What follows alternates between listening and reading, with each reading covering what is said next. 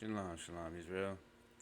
It's just your brother Araya, and today we're going to talk about prayer and why prayer is important, how to pray, how many times a day uh, to pray, and everything's going to be backed up by scriptures in the Tanakh and the Torah, and we will go from there. Okay. So before we get started with the Shema, which is Deuteronomy 6:4 through 10. So I will say verse 1 in the Hebrew, and we will say the rest in English. Shema Yisrael, Hashem Elachadon Hashem Echad. Alright, and that was verse 6. Hear, O Israel, the Lord our God is one, and thou shalt love thy Lord thy God with all thy heart, and with all thy soul, and with all thy might. And these words which I command you this day shall be in thy heart. And thou shalt teach them diligently unto thy children, and shalt talk of them when thou sittest, and in thy house, and when thou walkest by the way, and when thou liest down, and when thou risest up. And thou shalt bind them for a sign upon thine hand, and thou shalt be as frontlets between thine eyes, and thou shalt write them upon thy posts of thy house, and on thy gates. And it shall be, when the Lord thy God shall brought thee into the land which he swore unto thy fathers Abraham, and to Isaac, and to Jacob, to give it to thee, great and goodly cities, which thou buildest not. Alright? So that is the Shema. Right? So the main things of the Shema is saying, Hear, O Israel, the Lord our God is one, and you shall love the Lord thy God with all thine heart, and all thy soul, and all thy might. Right? So, when you're in times of distress, times of trouble, or you want something and, something your heart desires something, prayer is how to, you know, request of the Most High for safety, prosperity, health, anything. All right? So, there's a few reasons why we must pray, right? Not only for those things, but also while we're in captivity. Right, so there are several times that King Solomon had actually said, prayed to the Most High after he dedicated the temple, and asked and said that once we go into captivity, that if we were to pray and face the holy place and pray, confess the sins of our forefathers, and confess our sins, that He will hear and He will heal us. So we're going to cover those, but what is the proper way to pray, and how many times are we to pray? Okay, are we supposed to pray with our hands closed or our hands wide open, spread apart? Are we supposed to be bowed down? Are we standing up? Or do we wash our hands, feet, and face before we pray? Or do we just go right into it as soon as we come in from doing our daily outdoor activities? All right, so first we're going to go to 2 Chronicles. We're going to go to 7:14, and we're going to see what King Solomon said in his prayer.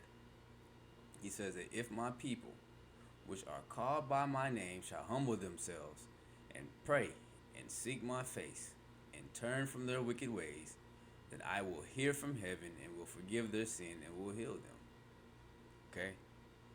All right? And that word for pray right there is palal, which means to judge, an extension, to intercede, to pray, to entreat, to make supplication. All right? Now, we're also going to go to 6:38. 2 Chronicles 6:38. It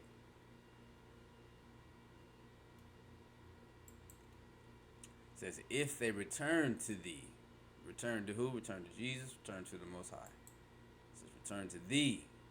And it says, properly the whole, hence any and every.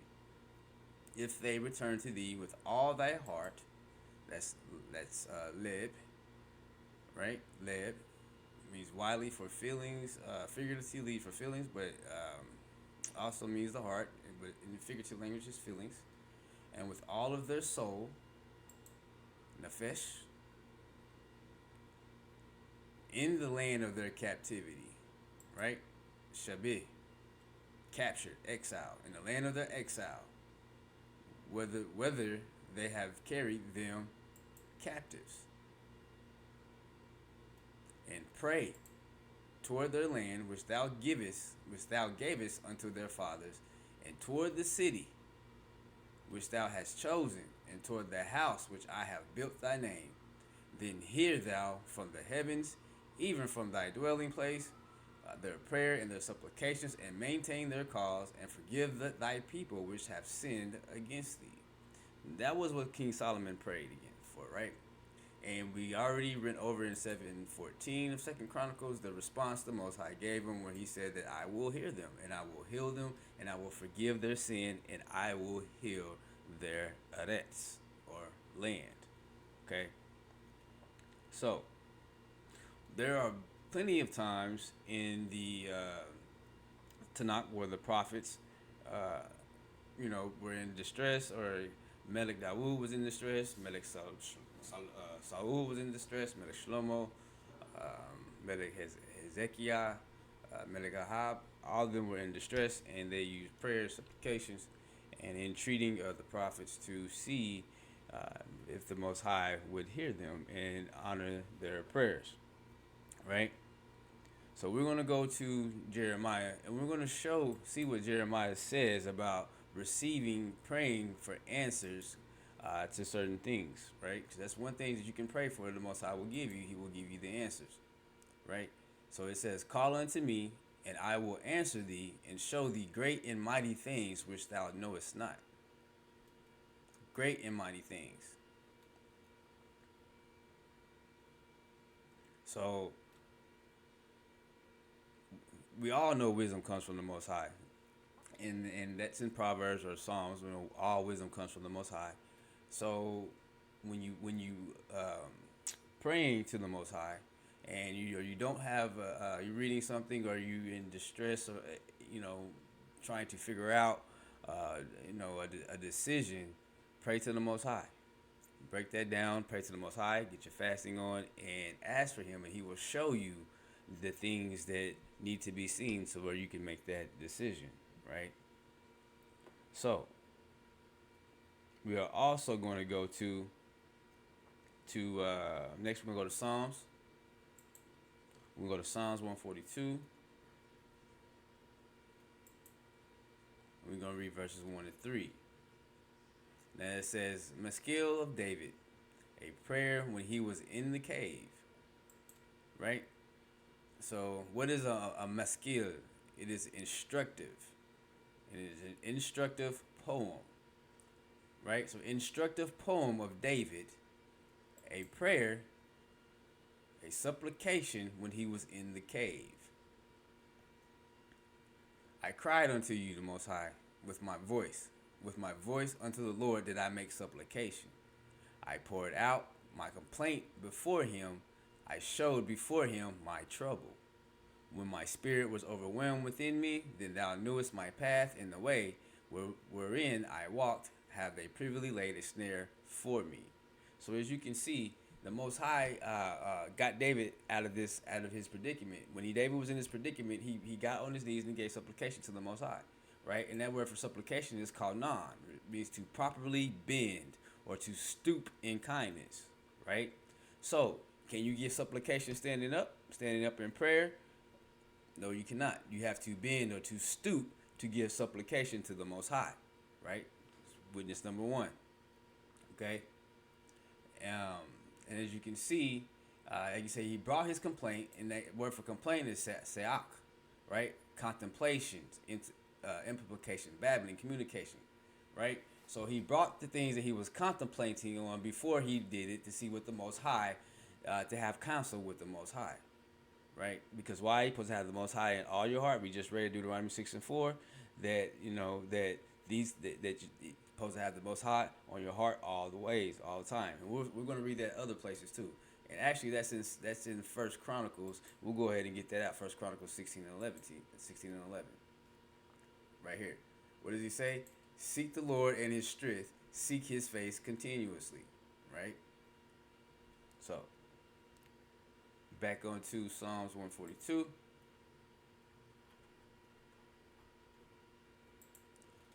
Right? 1-3. So that's what David did. He made instructive prayer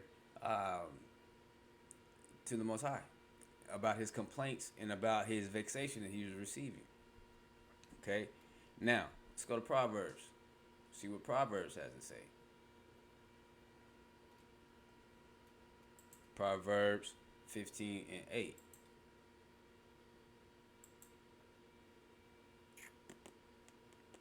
It says, the sacrifice of the wicked is an abomination to the Lord, but the prayer of the upright is his delight.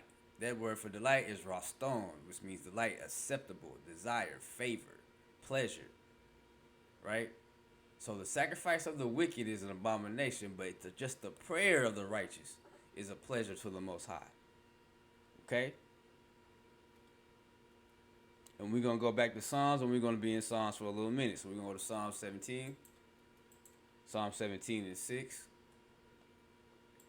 And what does he say? I have called upon thee, thou wilt hear me, O Most High, and clear thine ear unto me, and hear my speech. So if you call on the Most High, and you're practicing these commandments, in these laws, statutes, and judgments, and you're striving for righteousness, and you call on the Most High, he's going to hear you. He's going to hear your prayers. Okay? We have it right here. We have the proof right here. King David's telling you right here in Psalms 117 and 6. He's telling you. Nothing's too hard for the Most High. Give it all to the Most High. This is giving it to the Most High. Prayer and supplication, but prayer and supplication the correct way. Psalms 141 and 2. Let my prayer be set forth before thee as incense, and the lifting up of my hands as the evening sacrifice. So right here, David is saying, let his prayer be set before you, just like the incense is set before you in the temple. When the incense is continually burning in the tent of meeting, in the Holy of Holies, is always burning in there, right? Same thing he said, and he goes even further on. It says, after lifting up his hands as a prayer, as the evening sacrifice. Witness number one, that he lifts up his hands, that you don't close your hands in the form of a triangle and pray. Okay. Now we're going to go to Psalms 66, right? Because we're standing in the book of Psalms right now. We're going to Psalm 66. Psalm 66, 17 and 18. It says, I cried unto him with my mouth, and he was extolled with my tongue. That word for extol is ronam, means exalted, which means he exalted the Most High. Why? Because the Most High is worthy to be praised, and his name is worthy to be magnified throughout the earth. Right? So David cried to him. He cried his praises. He's cried his exaltation through his mouth. What he's saying is that he exalted the Most High with his tongue, and he cried it out with his mouth. That word "cried" there is kara, and it means to call out. So it says that I called out with my mouth and exalted with my tongue. If I regard iniquity in my heart, the Lord will not hear me. What is iniquity? What is that word for iniquity? Avin, and it means nothingness, trouble, vanity, wickedness. So you can't have any wickedness in your heart when you're praying for the Most High, and he expects for him to honor your prayers and to hear your prayers and to respect your prayers and to give you what you're asking for. Many a times people who say they pray and don't receive any increases, and they don't know why. Well, this might be the reason why. Right? So Psalms 102 now. We're going to go to 102. Psalms 102 and 17. He will regard the prayer of the destitute and not despise their prayer. That word for destitute is arar, which means naked. That is, it means naked literally, but figuratively, it means poor and destitute. Right? So it says, he will hear the regard of the poor and destitute and not despise their prayer. Despise is bazar, which means disdain, contempt, or scorn. So just because you poor, the Most High doesn't mean he's not going to hear your prayers. You don't have to be rich. He's going to hear you. Matter of fact, he is more close to you than he is the rich man. Right? So, in 118, and this is why King David prayed to the Most High in every circumstances that he had in trouble, as well as every king that came from King David that experienced any type of trouble in the land. Psalms 118 and 5. I call upon you, the Lord, in distress. The Lord answered me and set me in a large place. That word for distress is metzar, means something tight. That is, figuratively, it means trouble. So, we've established that when you're in trouble, that you call onto the Most High, and if you are a righteous person with no vanity and no wickedness in your or no evilness in your heart, then the Most High will hear your prayers and He will honor what it is that you are asking Him. Right. So now, there's other verses. We can go to the prophets, and we can see what the prophets did when they. I know we did Jeremiah earlier, but we got some more. But we can go to the prophets and check out and see exactly the prophets and how they prayed and when they prayed and what they prayed for. So we're gonna go back to Jeremiah. We're gonna go to the 29th chapter, and we're gonna go to verse 12. Jeremiah is the witness today.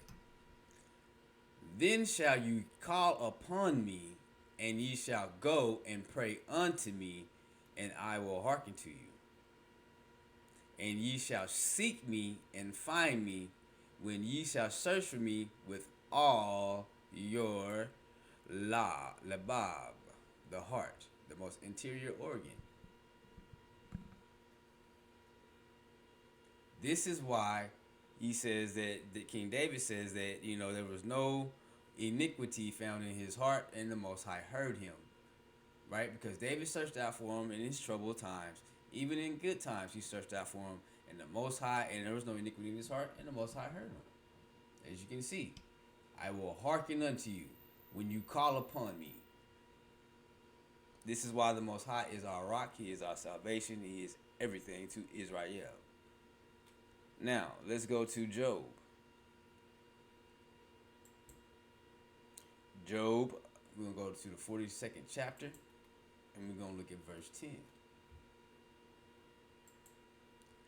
And the Lord turned the captivity, that word for captivity is shabuth, exile, concretely prisoners. And the Lord turned the imprisonment of Job when he prayed for his friends. Also the Lord gave Job twice as much as he had before. Captive. Exile, captive. Didn't that happen to yourself? But we're going to keep on going. We're going to go to Jonah. We're going to go to the book of Jonah. We're going to go to the 2nd chapter. We're going to go to the 7th verse. When my soul fainted within me, I remembered the Lord, and my prayer came in unto thee into thy holy temple. When my soul fainted within me, I remembered the Lord. That word for remember is zakar, which means that is to remember, by implication to mention. So when my soul fainted within me, I mentioned the Lord, and my prayer came in unto thee, into thine holy temple. Kodesh Hakal. Right? Now, we're going to go to Ezra and see what Ezra did. The book of Ezra, chapter 8 and verse 23. You see what Ezra has to say about prayer and the example that is given. So we fasted and we besought our God for this, and he was entreated of us. And why did they fast? Right? Because he was ashamed to require of the king a band of soldiers and horsemen to help us against the enemy in the way, because we had spoken unto the king, saying, the hand of our God is upon all of them for good that seek him, but his power and his wrath is against all of them that forsake him. So we fasted and besought our God for this, and he was entreated of us.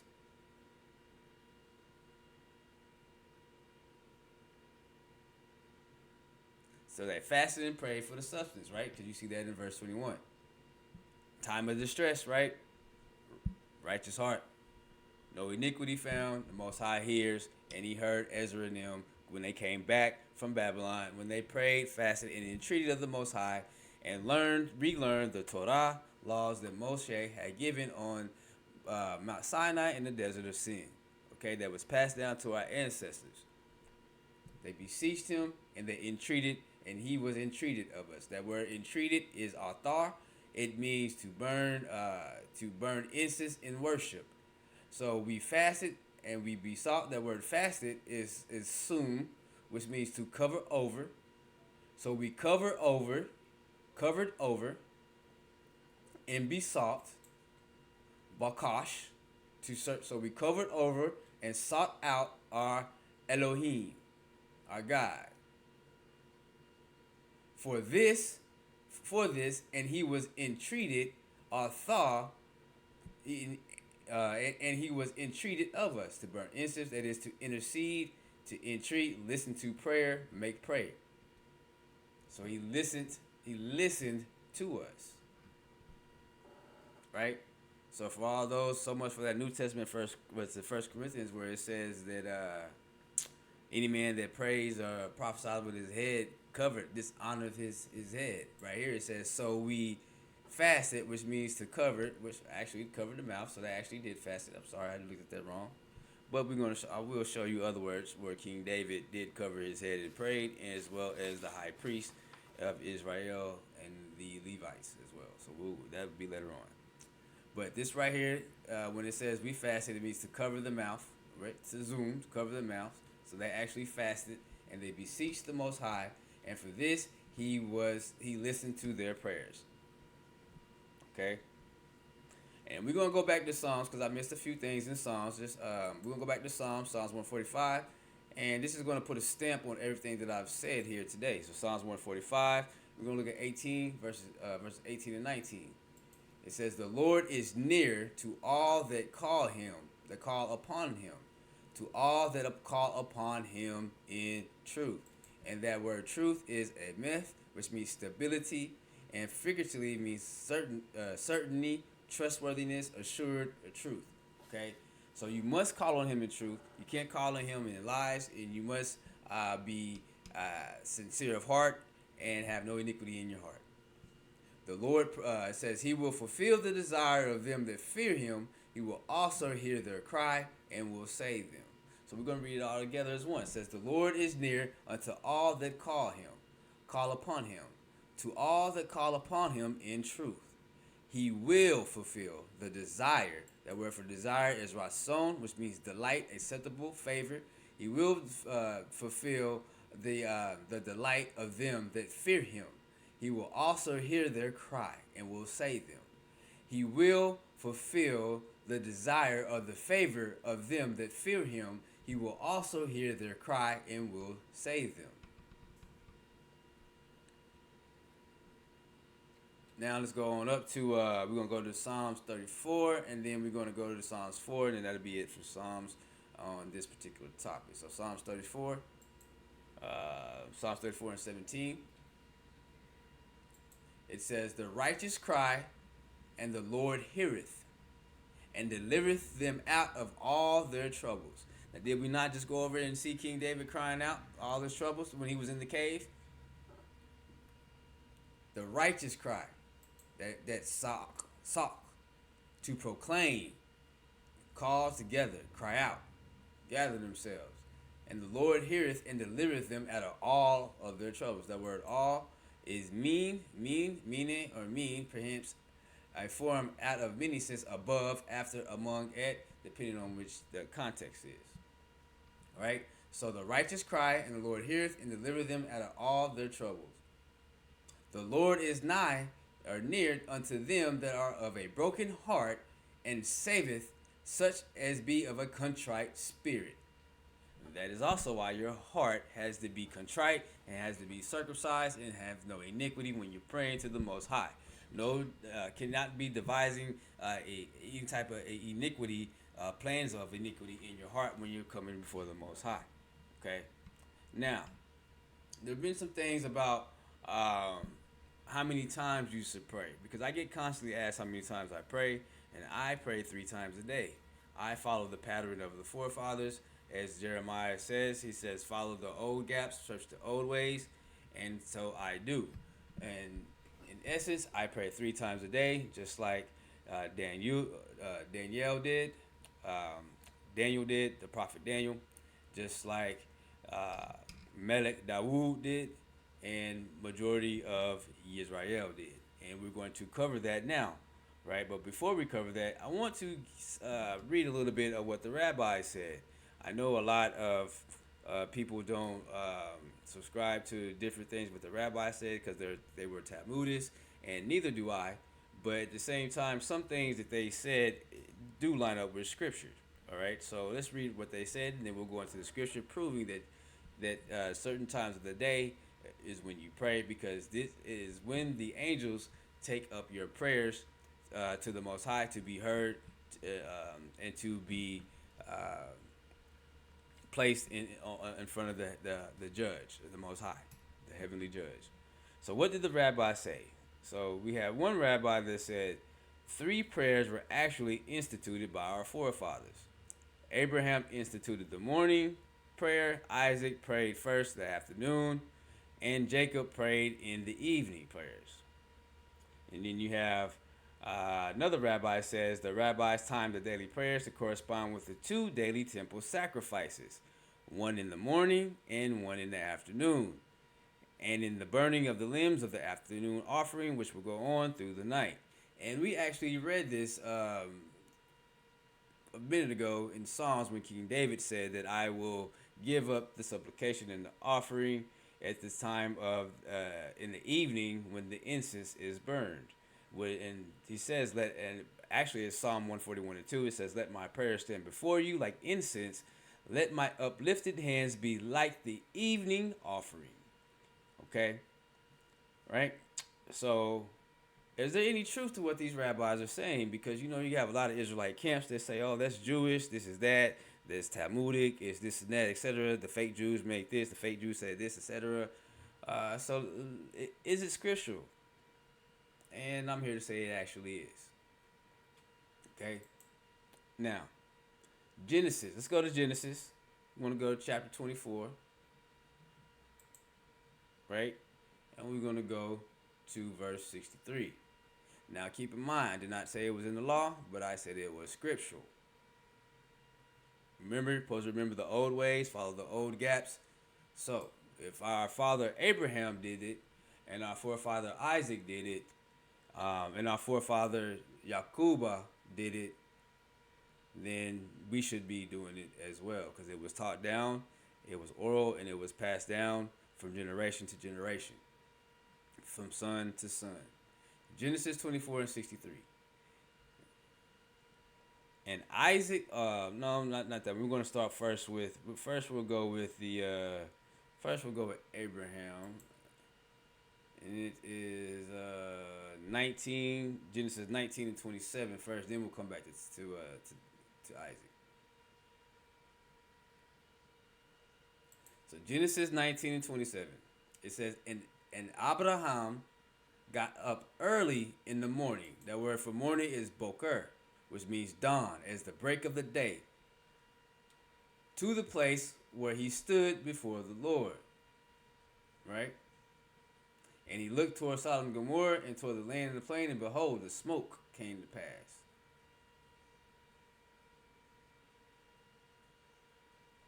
And hold on, that was not the one I looked at. I think I got it mixed up on that one. Alright, I gotta go back and find that one because I got it mixed up on my sheet. But we're gonna go back to Isaac in the Isaac. So, and I think what they were saying is where he got up in the morning right here and he prayed. But I gotta find that one again. So we're gonna go ahead and go to Isaac in Genesis 24:63. Right here where it says, and Isaac went out to meditate. That word for meditate is sukkah. It means to meditate in the field at the eventide, and he lifted up his eyes and saw, and behold, the camels were coming. Now, in some books, it says he went out to pray. The same thing in that Genesis 19:27. Okay, so this was at eventide, and that word for eventide was panah, which means to turn.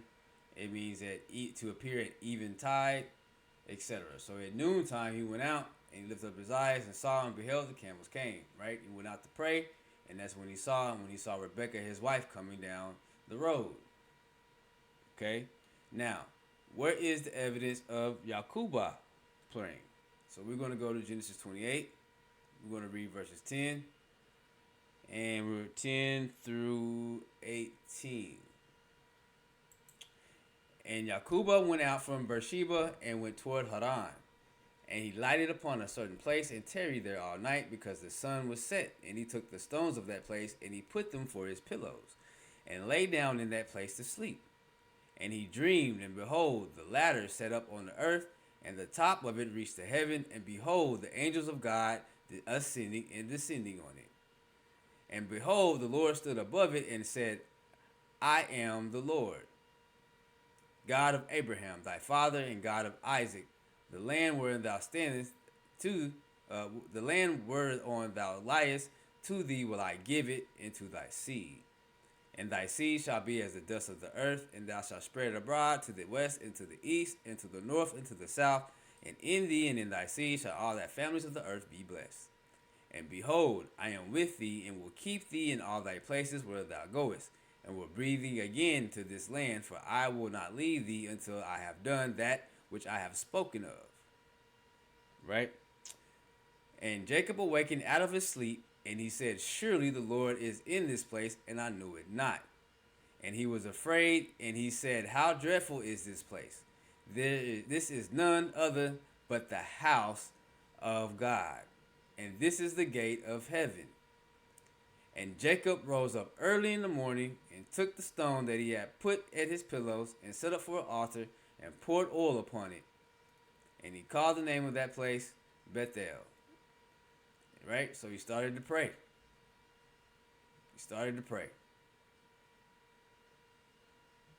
Now, a lot of things that people miss right here, this too. So it says, and he dreamed, and behold, the ladder set up on earth, and on top of it reached heaven, and behold, the angels of God ascending and descending on it. So what he saw was the angels at the appointed time taking prayers up to the Most High.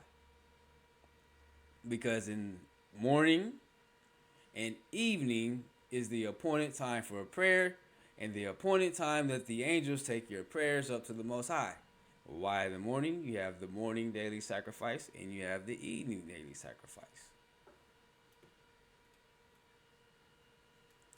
Now, let's get some more proof that King David prayed 3 times a day. Okay? So we're going to go back to Psalms. Psalms 55. So now we're on a different subject, right? So we on the times a day to pray. So we showed Genesis of Jacob. We showed Isaac, and we showed Abraham, right? Now let's show King David praying 3 times a day. We're going to go to Psalms 55:17.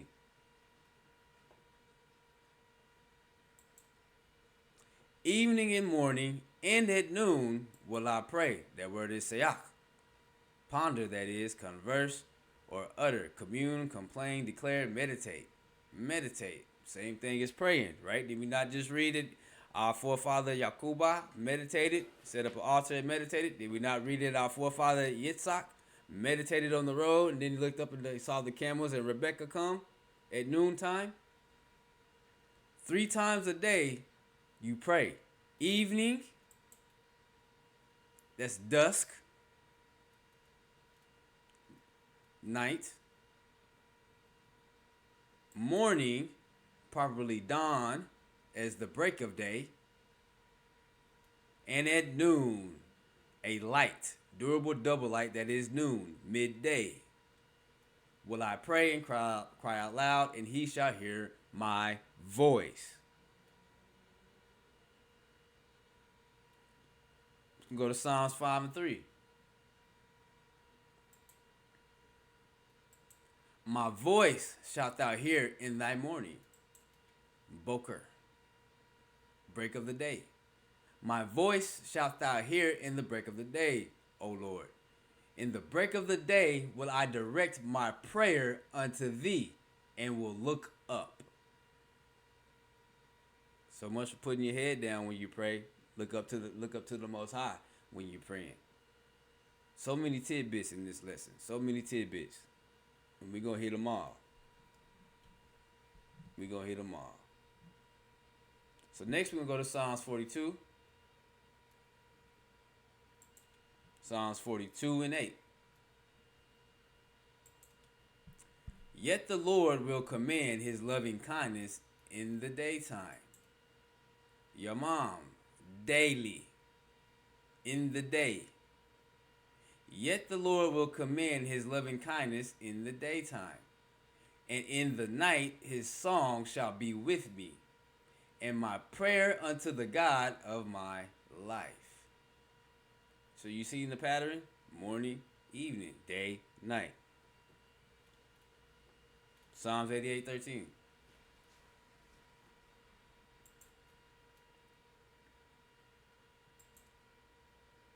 But unto thee have I cried, O Lord, and in the morning shall my prayer prevent thee. Psalms 92. Psalms 92 and 2. To show forth thy loving kindness in the morning and thy faithfulness every night. I see the pattern. I don't know about y'all. But I see the pattern. Y'all tell me what y'all see. Now, is there any prophet that do you have any prophet that talks about this? Because this is just the Psalms, brother. You know, the Psalms and you know, Psalms and Proverbs, it's just wisdom, but it doesn't necessarily mean that everybody did it, you know. The same argument that they used with the poly. Not everybody did it. Okay, well, let's go see what the prophets did. Just the righteous men, that's all. Nehemiah chapter 1, verses 4 through 6. And it came to pass when I heard these words that I sat down and wept and mourned certain days.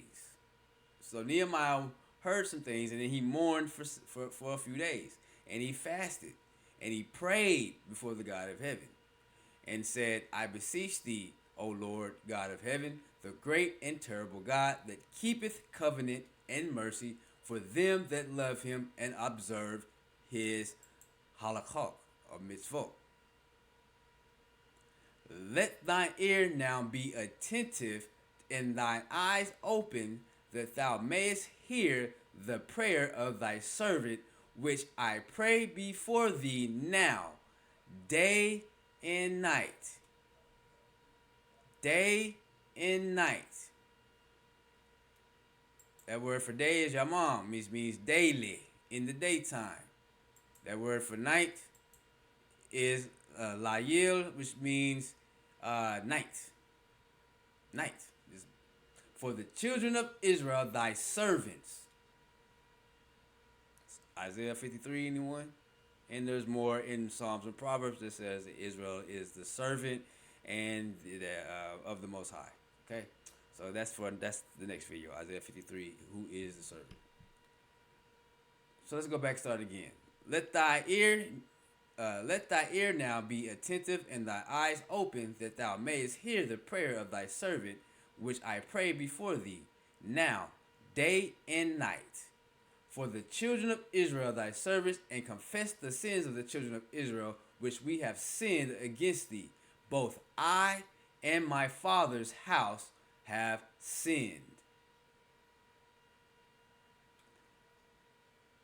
So why didn't Nehemiah say that, you know, all throughout the day that we prayed and did up doing this and that? Why did he specifically say day and night? He didn't even mention the noontime prayers. But he specifically mentioned the day and night prayers. Why? Is because just like our forefather Yakuba, when he laid down and he saw the dream of the angels ascending and descending, those are the appointed times where the angels are taking our prayers to be heard, our supplications to the Most High Creator, he that causes to exist, to be heard. Those are the appointed times. Let's go to Daniel. Chapter 6. We're going to read verses 10, verse 13. 10 through 13. Now, when Daniel knew that writing was signed, he went into his house and his windows, being open in his chamber toward Jerusalem. He kneeled, Barak, Barak, bless, kneel. He kneeled upon his knees 3 times a day and prayed and gave thanks before his God as he did aforetime. So Daniel was already doing that the whole entire time before it got written down in this right here. 3 times a day. So what 3 times a day do you think that he prayed at? Morning, noon, and evening? We know for sure morning and evening because we have so many examples in Psalms and Proverbs that show of Melech Dawood. Then these men assembled and found David praying and making a supplication before his God. Then they came near and spake before the king concerning the king's decree. Hast thou not signed a decree that every man that shall ask a petition of any god or man within 30 days, save of thee, O king, shall be cast into the den of lions? The king answered, and he said, the thing is true according to the law of the Medes and Persians, which altereth not. So, as you can see, Daniel prayed 3 times a day, and as the story goes, he was delivered. He was thrown into the lion's den, and he was delivered. From Most High delivered him, okay? Now, let's go to 1 Kings. We're going to go to 1 Kings, the 8th chapter, verse 29.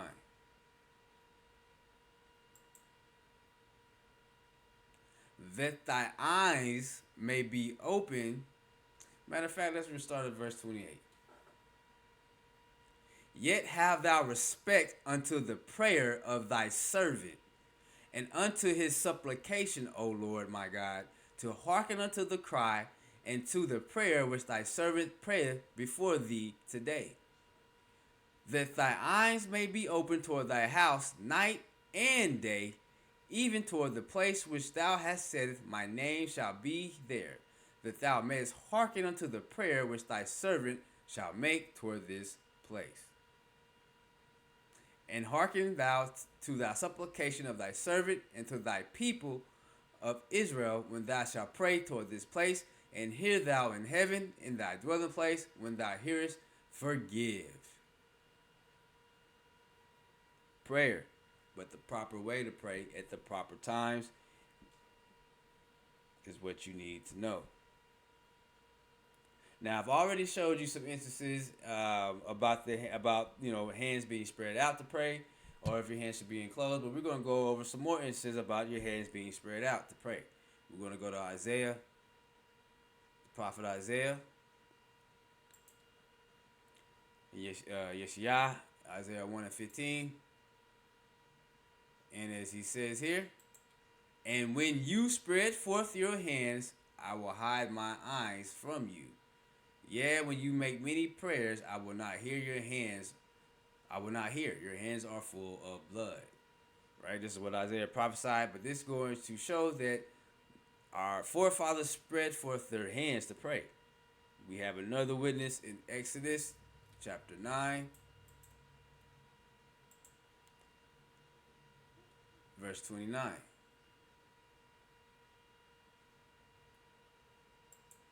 And Moses said unto him, as soon as I am gone out of the city, I will spread abroad my hands unto the Lord, and the thunder shall cease, neither shall there be any more hail, that thou mayest know how the earth is the Lord's.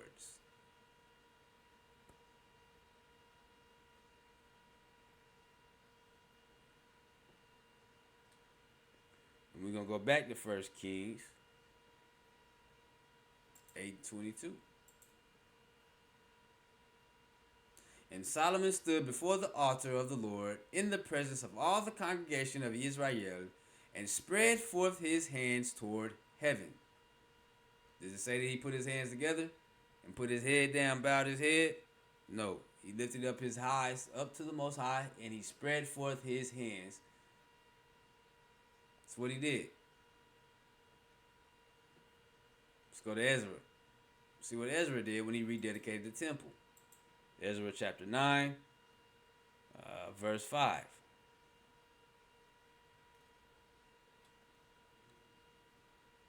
And at evening, and at the evening sacrifice, I arose up from my heaviness, and having rent my garments and my mantle, I fell upon my knees and spread out my hands unto the Lord my Elohim. Right? Now, in the New Testament, it tells you that every man that prays or prophesies, because we're going to get on the head covers now. Should a man cover his head, pray with his head covered? Or is there any examples of our forefathers praying with their heads covered or covering their heads when they prayed? Because you have a lot of people in the New Testament says that Paul says that in 1 Corinthians that any man that prays or prophesies with his head covered just honoreth his head. So let's see what our forefathers did in the Tanakh. First, we're going to go to the priests, because everybody likes to quote that we are a nation of priests. And if we are a nation of priests, then that means we are to follow the mitzvot for the priests. So Exodus 28:4, it says, "And these are the garments which they shall make: a breastplate, and an ephod, and a robe, and a bordered coat, and a mitri." A mitri is a tiara that is a turban, and a girdle, and they shall make holy garments for Aaron thy brother and his sons, and they may minister unto me the priest's office. We're going to go to Leviticus. So as you can see, the priests had head garments, right? We're a nation of priests. The Israelites will tell you that we're a nation of priests, we're all the prophets of the Most High, etc., then we should be having our heads covered. Leviticus 10th chapter, verse 6. "And Moses said unto Aaron, and unto Eleazar, and unto Ithamar his sons, uncover not your heads." Nah, did you tell them to cover their heads up? Maybe I'm reading it wrong. "Uncover not your heads, neither rend your clothes, lest you die, and lest wrath come upon all the people. But let your brethren, the whole house of Israel, bewail of the burning which the Lord hath kindled." Interesting.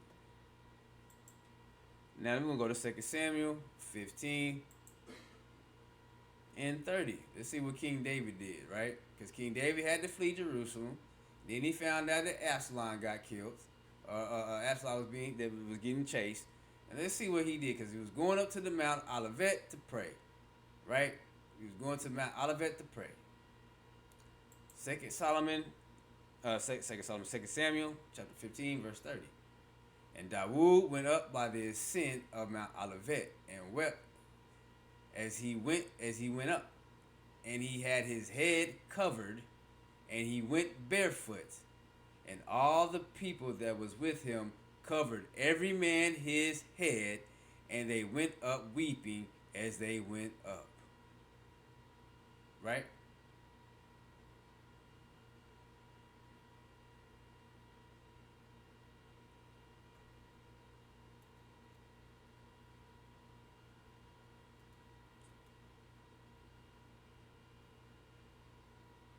So,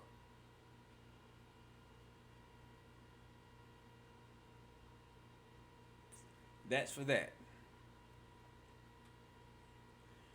So, there are a couple of places where you know,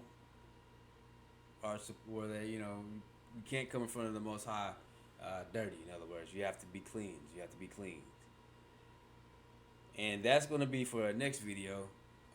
After the Isaiah 53, the suffering servant video, we're going to talk about the cleanliness, how to clean yourselves before you come in front of the Most High. The washing of the feet, the washing of the hands, the washing of the face, etc. Because this was told to Aaron and to Moses and the Levites that they must do these things before they approach the Most High. And before we ask for or make supplication to the Most High, we must do these same things as well.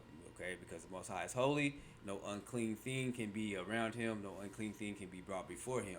So we must, make sure that we are clean when we doing our supplication, making our supplications to He that causes to exist. All right. So I hope you guys enjoyed the video. Leave a comment below. Subscribe to the channel. Let me know what you guys think about the video. If you enjoyed it, if you dislike it, let me know. I should reach comments. If you think that I'm, full of it and what I'm saying has been off, let me know in the video below. Let me know in the comments. I dialogue back, and I'm not saying that I know everything. I'm not saying that I'm right, but these are the things that I see when I study Tanakh and Torah. These are the things that I see that have come to my attention that I don't see any other people teaching or any other people pointing out. It's always about Esau is prophecy, etc., but nobody is really deep diving into this Torah and getting into the laws and the mitzvot of the Torah. Okay, because the Torah is holy, and the Most High is worthy to be praised, and He is worthy. His name is worthy to be magnified throughout the earth. So let His name be magnified. Let His name be praised. All praises to He that causes to exist. Barakatah Alachenu. Peace.